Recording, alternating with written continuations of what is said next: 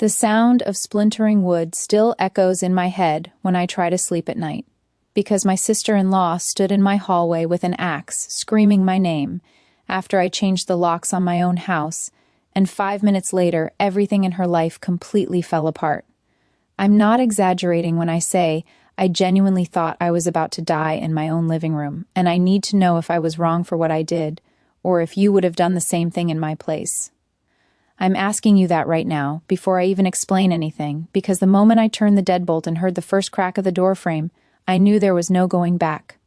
I changed the locks to protect myself and my home, but what happened next spiraled so far out of control that my entire family is still divided over it. So tell me honestly, if someone broke into your house with an axe because you set a boundary, would you feel guilty about what happened after? To understand how it got this bad, you need to know a little about my family and how my sister-in-law, who I'll call Karen, inserted herself into my life like a parasite I couldn't shake. I'm married to my husband, Mark, and we've been together for 9 years, married for 5. Mark is the youngest of 3 siblings, and Karen is married to his older brother, Luke. From the outside, Karen always played the role of the fun, loud, life-of-the-party type. She was the one who hugged too hard, laughed too loud, and always had a story where she was the victim or the hero, depending on what got her the most attention. Early on, I tried to give her the benefit of the doubt. Family is family, right? You put up with quirks, you don't rock the boat. The problem was that Karen didn't see boundaries as real. To her, they were suggestions. If you said no, she heard maybe. If you said stop, she heard not yet.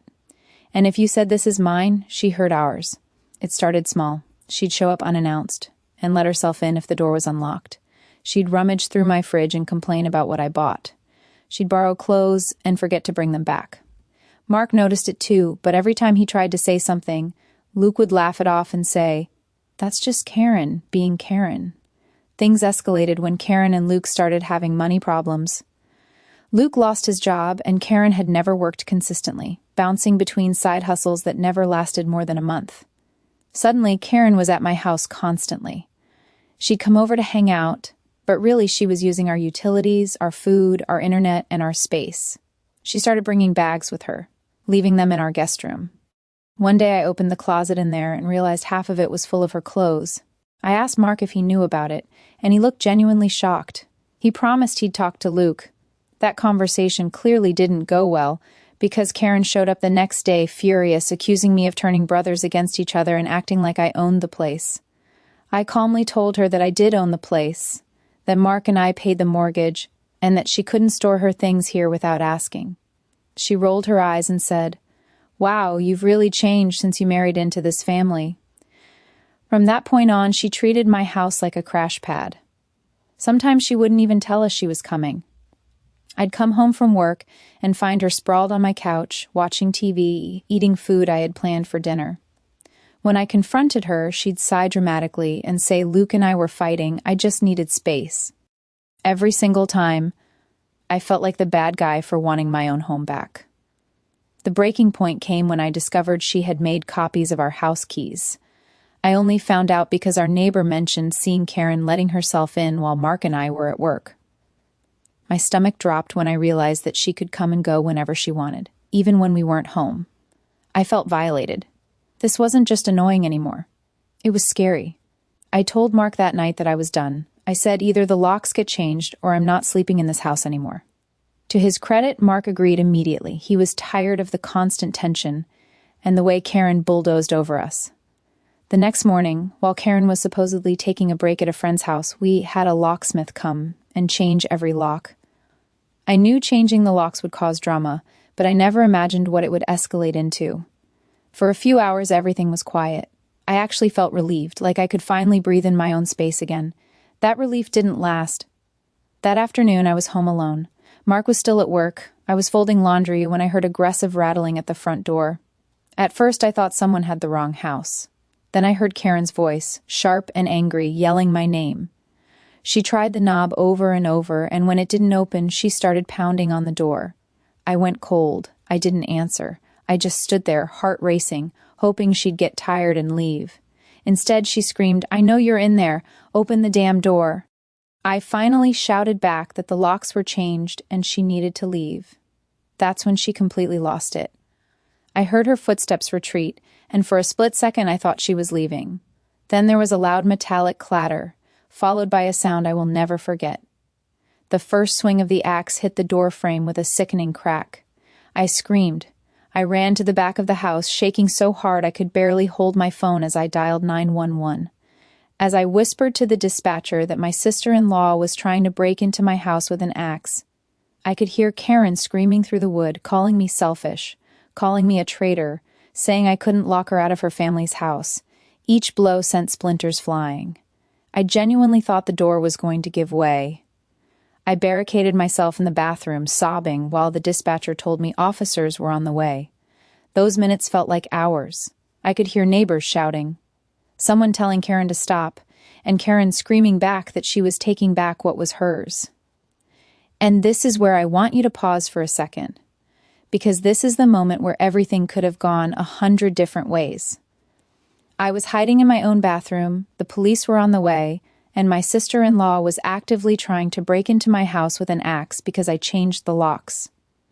Before I tell you what happened next, I want you to comment below and tell me honestly what you would have done in my shoes. Would you have opened the door? Would you have tried to talk her down? Or would you have done exactly what I did? 5 minutes later, everything changed. The police arrived fast, faster than I expected.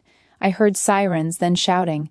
Karen didn't even try to run. She was standing on my porch, axe in hand, hysterically crying and yelling about how I had stolen from her. When the officers told her to drop the weapon, she refused at first, ranting about family betrayal and how she had rights. It took 3 officers and a taser to get her on the ground. From my bathroom, I could hear everything. I was shaking so badly I thought I'd pass out. Eventually, an officer knocked gently and announced himself. When I opened the door, I broke down completely. I must have looked like a mess because he immediately guided me to sit down and asked if I was hurt.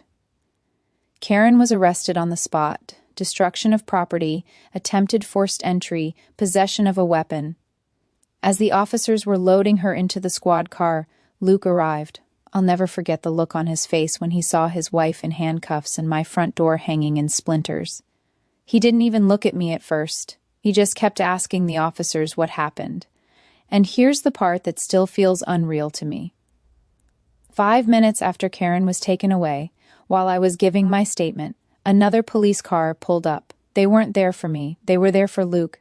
It turns out that while Karen was busy losing her mind at my house, Luke had been reported by his employer for fraud. He'd been using company funds to cover their debts. An investigation that had been quietly building finally came to a head that same afternoon. The timing was insane.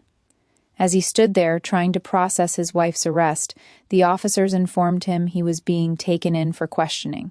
Luke looked like the ground disappeared beneath him. He tried to argue, to explain, but it didn't matter. In the span of minutes, his entire life imploded on my front lawn.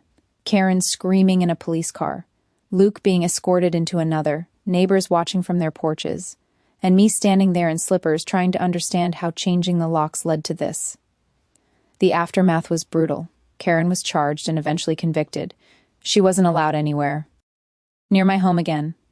Luke lost his job and faced serious legal consequences. Their marriage didn't survive it. My in-laws were furious at first, blaming me for calling the police on family. They said I should have handled it privately, that I embarrassed them. But as the dust settled and the facts became impossible to ignore, some of them started to realize that this wasn't about locks. This was about years of unchecked behavior, entitlement, and refusal to respect boundaries. The axe didn't come out of nowhere. It was the result of everyone enabling Karen for far too long. Mark stood by me through all of it. He told his family that if I hadn't called the police, things could have ended much worse. And he was right. I still go to therapy. Loud noises make me jump. We installed cameras and reinforced the doors. But for the first time in years, my home actually feels like mine. So when I look back on that day and I think about the moment I decided to change the locks, I don't regret it. I regret that it had to come to violence for people to take boundaries seriously. I regret that it destroyed relationships. But I don't regret protecting myself. If you are on my side in this story, please like this video so I know I'm not alone. Subscribe if you want to hear more real stories like this, because trust me, life has no shortage of chaos. And share your final thoughts on this whole mess in the comments section, because I still read them all. I'll see you all in the next story.